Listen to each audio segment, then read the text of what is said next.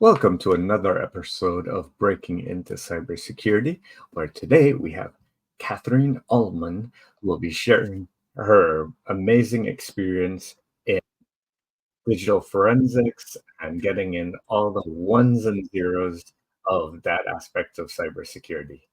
Catherine, do you want to give some background about yourself? Sure. My specialty is DFIR. I started with the University of Buffalo 24 years ago, a little more than that now, and really got involved with IR and then eventually with digital forensics in about 2007 or 8. And my current title is Principal Technology Architect Security. And it's been an interesting journey to get here. So, what made you interested in digital forensics to begin with? Let's start with that. Sure. So, the role that I had when I first started at the university was a uh, support, more of a support role. I was doing desktop and server support, and I had a colleague who was starting to learn some incident response, and figuring out things about the early worms and viruses in the industry, which was a very new thing at the time. And he started to teach me about it, and the more interest I had in that space, that really kind of led to understanding what went on under the hood in terms of the system.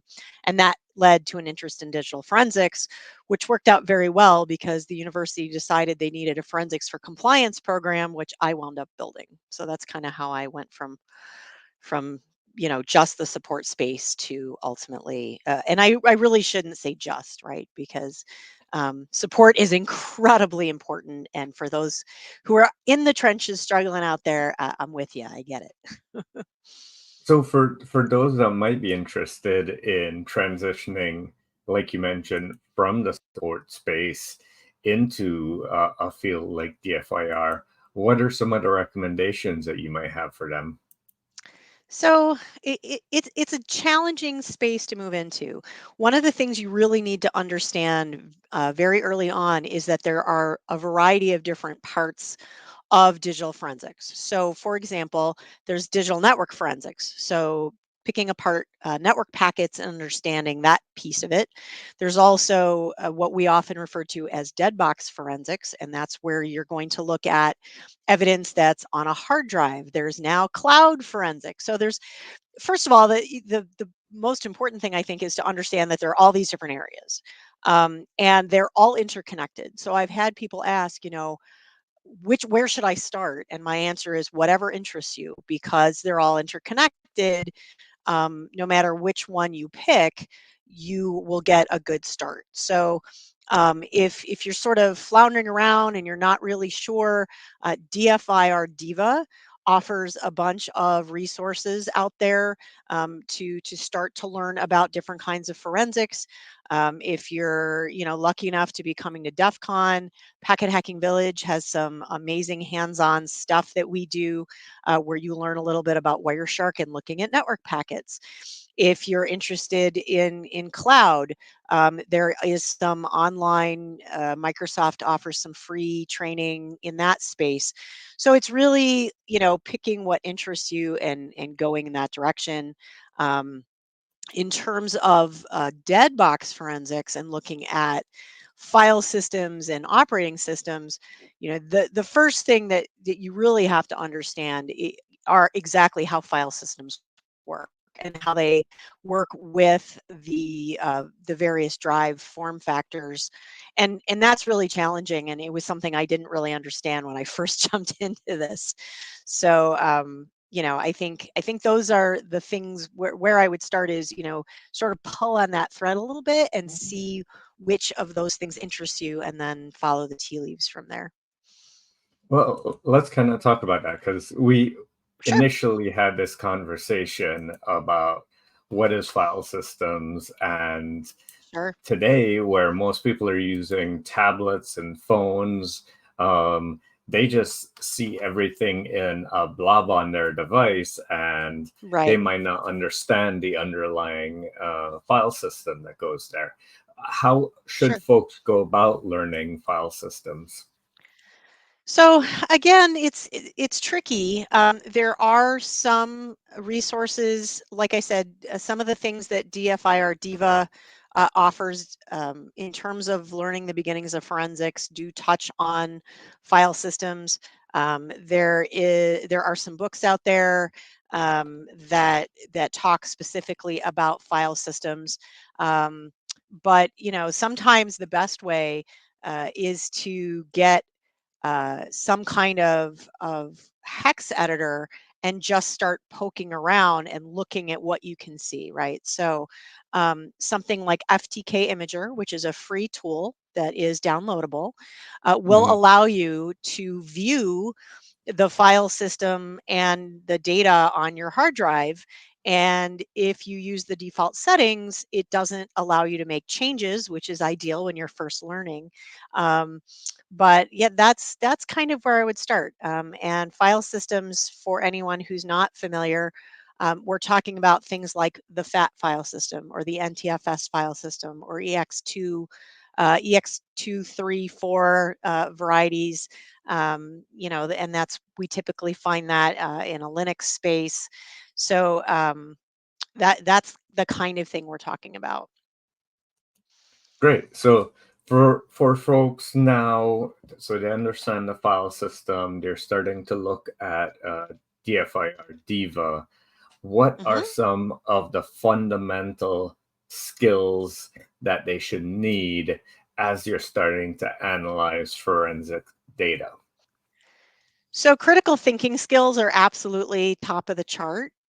We need to really understand um, how to look at things and begin to ask questions. Why am I seeing this? What am I seeing? Could there be a reason for that? So, some of the non-technical skills are the things that are going to be absolutely critical for you.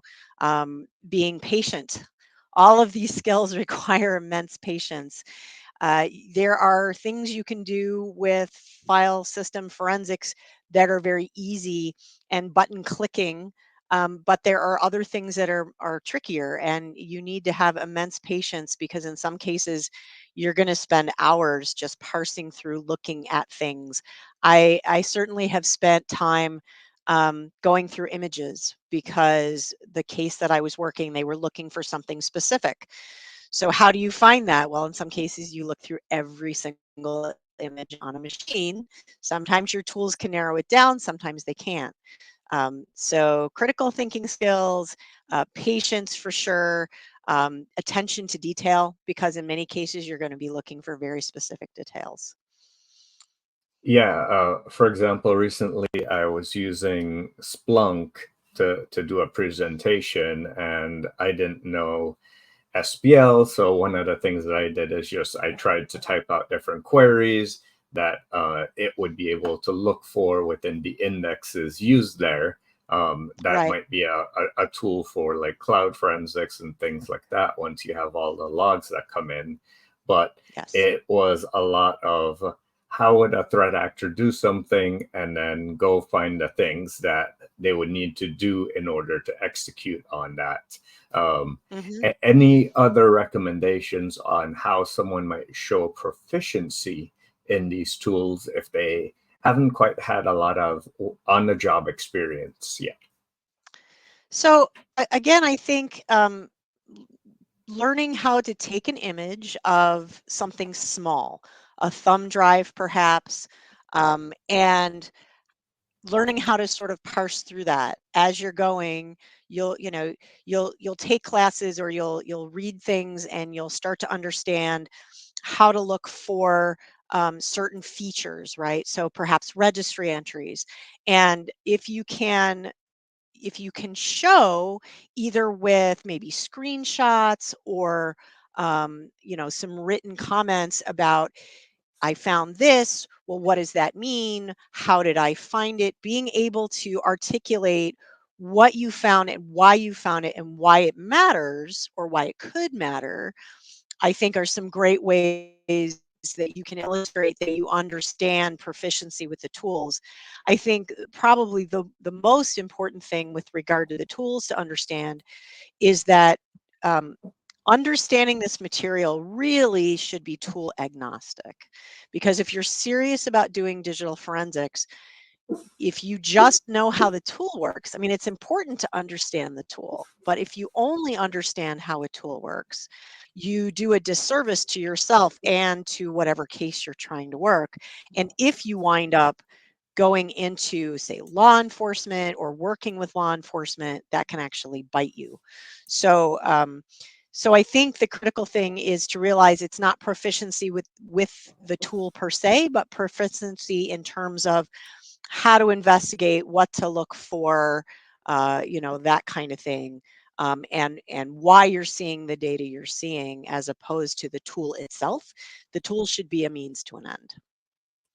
So it sounds like there's a lot of critical thinking skills, the ability to clearly write and communicate what's happening without um, conjecture or Yes. adding in what you think might have happened versus this is what the evidence is showing is something that is very clear. How do you take your bias out of that when you're initially beginning and you're like, oh, I think it's going to do this, but it might show up totally different? So, how do you remove yourself as you write this type of content?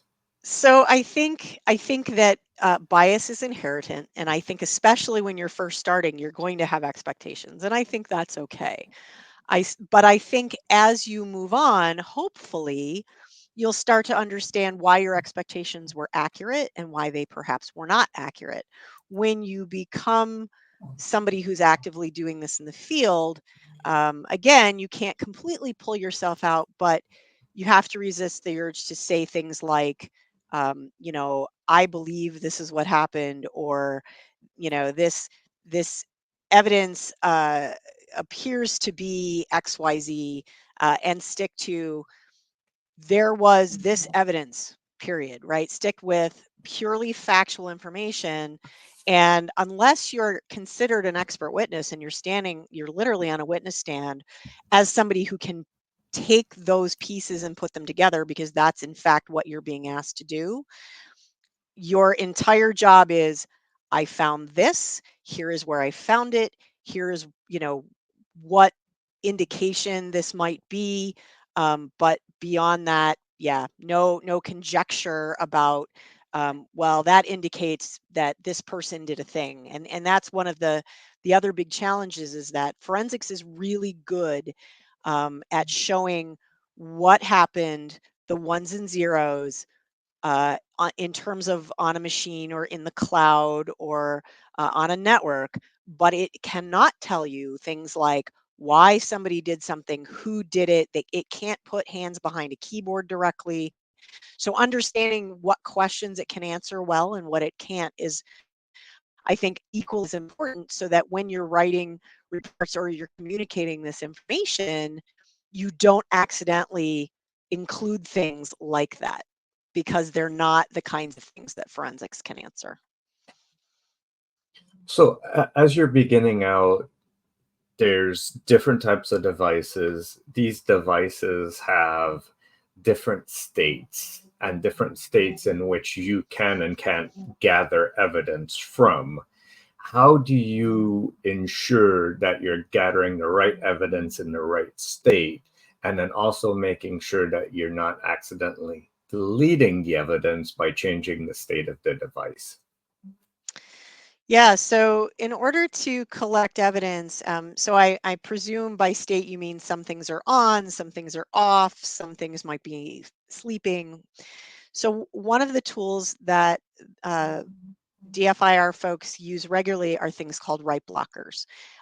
There are software write blockers and hardware write blockers, and I tend to use kind of a combination of both. FTK Imager by default, the way it's created, is that it's effectively a software right blocking piece of software, but I use that in conjunction with hardware right blockers, and we test those right blockers to make sure that they can't accidentally change something on a drive. So unlike one of the things that I like to point out is traditional forensics, when we're talking about like DNA and fingerprints and whatnot, if you're collecting that sort of evidence, when you go to process that evidence, you destroy some of that evidence as part of the processing process, right? And one big distinction with digital forensics is that we are tasked with keeping that data pristine. So, we use things like rate blockers to try to, enforce that. In terms of state, where that becomes a really serious thing is if you have a system that's encrypted, for example. So, let's say a Windows system running BitLocker. If you come upon a system running BitLocker and you don't have the key, you want to make absolutely certain you take what's called a logical image. And a logical image of the machine will show you everything that you'd have access to sitting down essentially at the keyboard. But it will not give you anything under the hood because it only gives you access to what the file system at that point can access. You can take an image of that machine off, but what will happen is you go to boot the machine once you've taken the image, and you'll have access to nothing unless you have the key.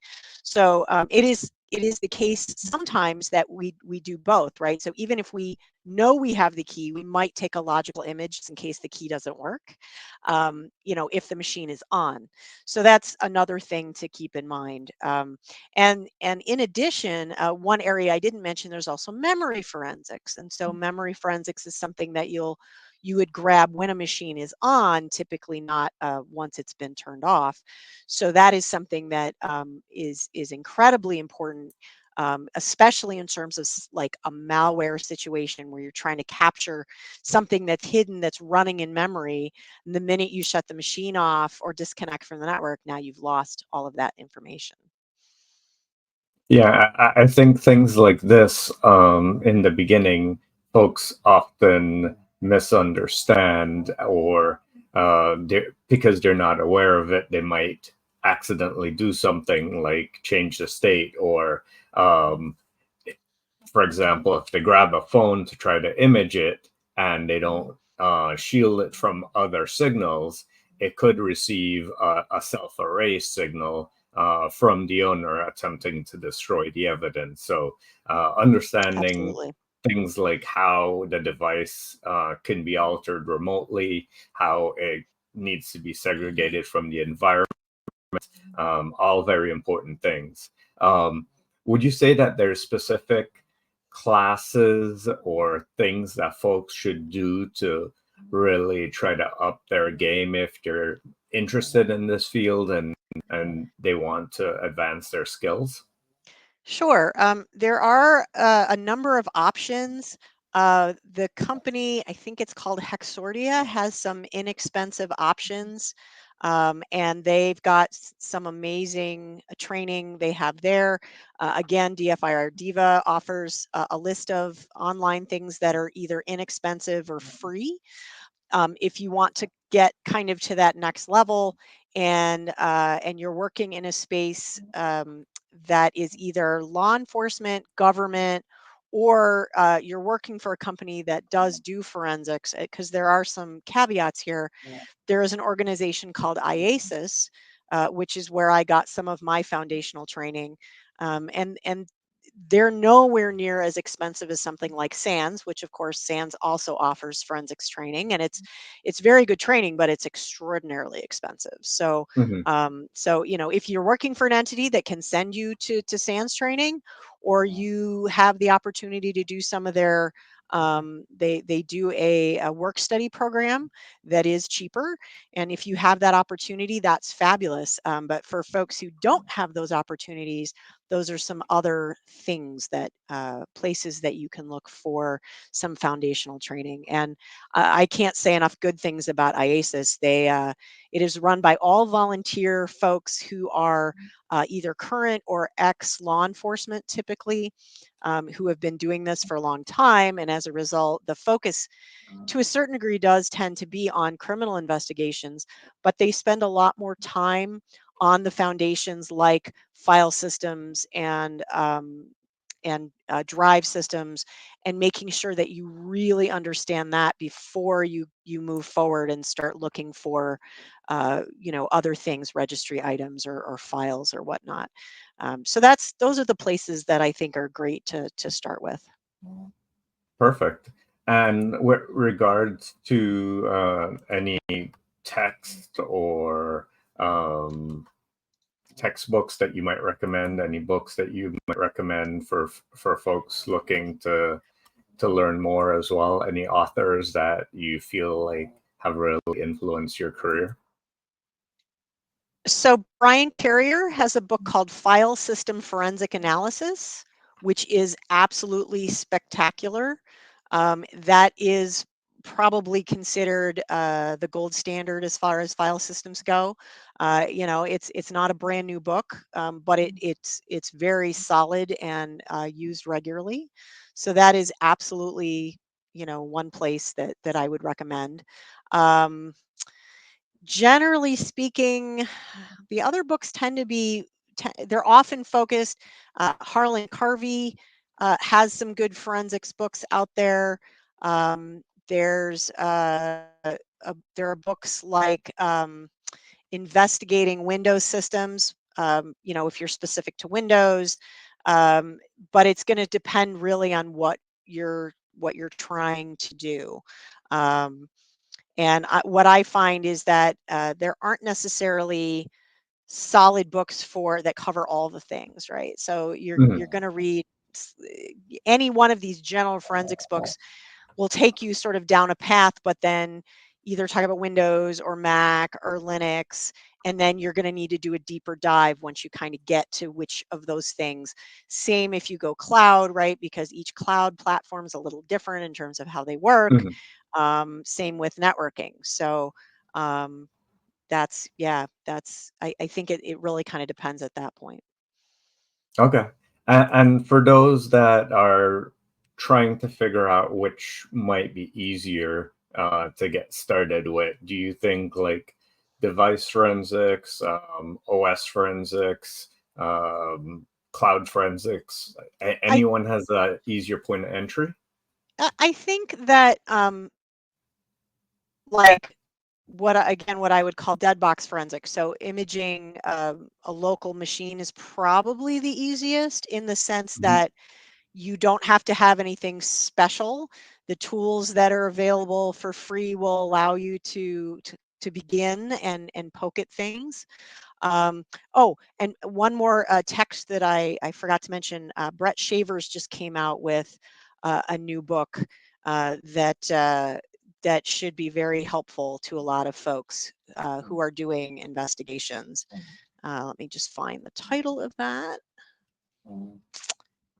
And he also does some other training. It is called the DFIR Investigative Mindset, which kind of takes it back a step. So not necessarily thinking very specifically about the ones and zeros, but making sure that you understand the conceptual ideas before you start poking at whether it's a machine or a cloud space or what have you. But yeah, I think probably doing an investigation on a local machine is, a thumb drive, starting with something small, is probably the easiest way. There are tools that will let you do things like memory forensics, but I think unless you have some solid background understanding processes and things like Windows and Linux, that could be a little more challenging. Okay, okay. That's great. I'm gonna share all of these links. Anything you feel like I haven't asked you that over the years you found that has been extremely helpful for those looking to come in, those looking to grow, that you'd want to share? I think the only other thing I would add is that, kind of going along with my comments about patience, is that because this field is so broad, you not only have to have patience with the technologies, but you need to have patience with yourself. As with everything in security, people ask me where to start, and you know, is there a good place to start? And my answer is no. Jump in the deep end, because straight up there is no shallow end. And what does that mean? Well, it means you're going to flail a little, and that is okay. If you have the opportunity to go to conferences where they're talking about forensics and you don't understand any of it, guess what? That's okay too. Go and sit and don't understand a word and write a few things down that sort of sound interesting. And what you'll find later on is all of a sudden some of these things will start to click if you just start pulling on threads. I actually took one of the SANS courses first, and I was because back when I took this class, they didn't have the path they have now. So the initial SANS courses were like 4, not 504, but like 4. And they had like a class in each of these areas. They didn't have a path. So the first Mhm. course I took, I was very, very lost in. And then when I went back and did the IASIS training and got that solid foundation and then came back to the material I had learned in SANS, all of a sudden I was like, oh, well, of course, this makes complete sense. So, not only having patience for the tech, but absolutely having patience for yourself and realizing you're just not going to get it right away. And that is perfectly okay. And for someone that doesn't or may not do this type of work every day, how would you recommend that they continuously improve and continuously develop themselves? So I'll be honest, I don't do forensic cases every single day. It's kind of hit and miss now. But I find that things like CTFs are great. There are a ton of CTFs out there that have forensics challenges in them, and that is a great place to kind of keep your chops up. So anytime you see, somebody offering a free CTF that you can do either at a conference that you're attending or maybe remotely, um, that's a great place to play. Absolutely love it. Thank you so much for coming on and for sharing your knowledge. Really appreciate it. And folks, feel free to follow up with Catherine. Her LinkedIn link is here. I'll also share her biography and the rest of her contact information or socials in the show notes. So feel free to reach out. And thank you all. If you find this interesting, do share it with others. Do subscribe, and we'll talk to you next time with another person sharing helpful tips for breaking into cybersecurity. Thank you all. Thanks, Chris.